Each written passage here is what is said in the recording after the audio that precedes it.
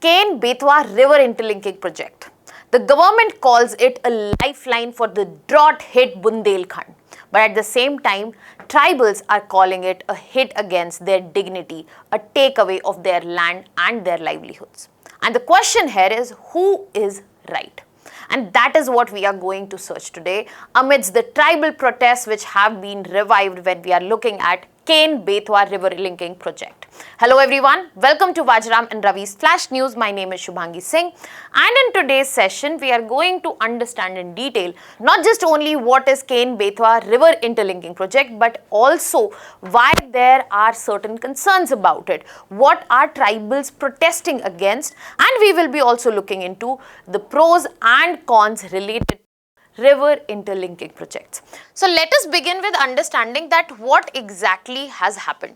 So as of now, what we are seeing is that there are fresh protests that are taking place in the districts of Chhatarpur and Panna in Madhya Pradesh. Now what are these protests about? These protests are about Ken-Betwa River Interlinking Project and also related irrigation projects. Now right here, tell me, Ken and Betwa are tributaries of which river? Now this is where we have to understand that these protesters are saying that when we are looking at first Betwa River and then Ken River, and when it is being interlinked, these protesters are feeling that once their lands which is being taken away, when they are seeing there is loss of livelihood, the rehabilitation cost that is being given to them is insufficient. They are protesting against exclusion of eligible families who should be getting the rehabilitation package, and this is where they are using methods such as Jal Satyagrah, Mitti Satyagrah, hunger strike. They are also using Chita Andolan, that is symbolically lying on the funeral pyre to show their concerns and issues in front of the government. Now this is where we have to understand that what has recently happened is that Madhya Pradesh government has announced that there will be rehabilitation package that will be given, that will be of 12.5 lakh. But the protesters are saying that this is insufficient and this should be increased to 25 lakhs to ensure better rehabilitation.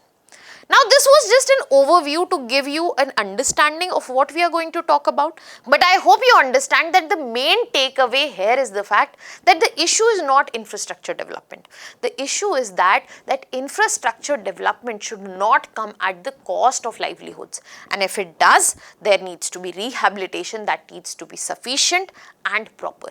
That means there should be a proper balance in infrastructure development and social justice, and also keeping in mind the environmental concerns.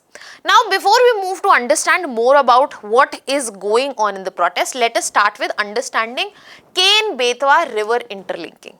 Now when we are talking about Ken and Betwa, both are the tributaries of Yamuna River. Now tell me here, are they the right bank tributaries or they are left bank tributaries? Now, when we are looking at Ken-Betwa River Interlinking Project, this is the first river interlinking project which is part of National Perspective Plan. Now, this plan was materialized back in 1985. But can you imagine that this got the budget approval during the 2023-24 financial year? Now, what is this project about? This project transfers the water from Ken River, which is a right bank tributary of Yamuna River, which is a water surplus river. Ken River is a water surplus river, and it transfers that water to Betwa River, which is a water deficit river. Now what happens here is, with this link being present, what will happen? The Bundelkhand region, which is a drought prone region, that will have access to water security, drinking water, for irrigation and more. This is being implemented by NWDA, that is National Water Development Agency, and when we are looking at it, as of now, it is going to facilitate Madhya Pradesh and southern Uttar Pradesh as well. Now when we are talking about this project, let us understand major components here. First is the Daudhan Dam that we are talking about, that will be located right here.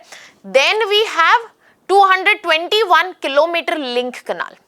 Now when we are talking about this link canal and the dam, this will also facilitate hydropower generation and a proper irrigation canal network, which will actually help the drought prone Bundelkhand region. Not just that, there will be drinking water supply for rural settlements, there will be hydroelectric power generation that will facilitate our green transition and also achievement of net zero goals by 2070. It will improve our agricultural productivity, that means food security, better prices, and also this comes in with the picture when we are seeing climate resilience through enhanced water storage. As of now, when the predictability of water security is different because of the erratic monsoon and our dependability on this erratic monsoon, which is being amplified by climate change, there is so much uncertainty, this will be a huge buffer. And in this very context, it is not just this river interlinking project, a lot many which are being planned in India are important. I'll be discussing about them in detail in the end, but let me know if you know of other river interlinking projects in India. Drop it down in the comment section. Now we will be understanding that what are the main concerns behind the protest. First is definitely the rehabilitation issues. The farmers and tribals are feeling that the rehabilitation package which is being provided by the government is insufficient, because when we are looking at the loss of livelihood and land, then farmers and tribals are demanding enough to cover what has been lost. Now another bigger concern here is, yes, displacement has been caused. We have established it by rehabilitation when we were talking about it, but the farmers and tribals have the fear of permanent displacement. And if they want to address it, then this is something that they are looking towards. Apart from that, some eligible farmers might have been excluded from the benefits. There is this allegation from these groups. Then we have tribal rights. Forest Rights Act of 2006. The implementation of that seems to be in a questionable position. There can be loss of community forests which are present, the tribal rights which come along with it, and if this is all not enough, then the environmental concern. The forest submergence, biodiversity loss, and wildlife habitat fragmentation and more, which is going to cost us so much environmentally and then later convert economically also as a loss, is something difficult to manage. Now what government is saying, that what we have promised is enough, first thing. Second thing, they are pointing out that we have conducted fresh surveys. The major of the concerns that are highlighted, they have already been addressed. So there is no big problem for which there is protest happening. Another added layer that they have pointed out here is that the protest is not about Ken-Betwa Link Project, but rather it is about related irrigation projects such as Manj and Ranjgaon irrigation project which are present. So as of now, it is just Chhattarpur and Panna district which is seeing protest. Can you tell me in the comment section that which tiger reserve is located in the Panna district? I have already given you the answer in the question that I have asked, so let me know in the comment section. Now we will be moving to understand that when we are talking about such huge river link projects, what does it look like? Is it the situation same for other linking projects? What are the advantages? What are the challenges around it? So when we are looking at river interlinking projects, they are being proposed, they are being sanctioned because of the advantages, yes. Advantages such as what? That hydropower generation can take place, drought prone regions can be addressed, then we are looking at water security, we are looking at agriculture growth, we are looking at drinking water, there can be better management of flood and droughts, and also how this will bring regional development. It will not be just about technology, it will be creation of tourism spots, there will be more people who will be getting employment and so much more. So there is a very rosy picture which is being painted here, but this rosy picture is on one side of the coin. The other side of the coin brings multiple challenges and concerns as well, such as displacement.